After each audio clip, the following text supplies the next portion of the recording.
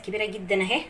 هي الشوب الكبيره اللي بتتقبى في الكافيهات، ممكن انت تعمليها في لو عملت في كوبايات صغيره في البيت هتعملك حوالي 8 او 10 كمان اهو.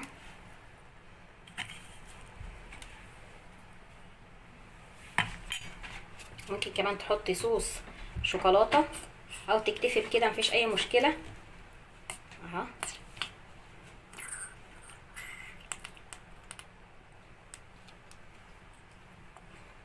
هعمل كده 2 بصوص الشوكولاته و2 التانيين بالشوكولاته العاديه بس المبشوره زي ما احنا شايفين اهوت.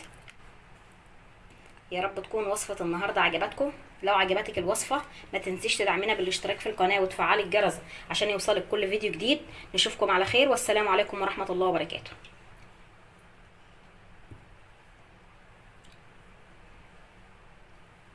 ماما عندها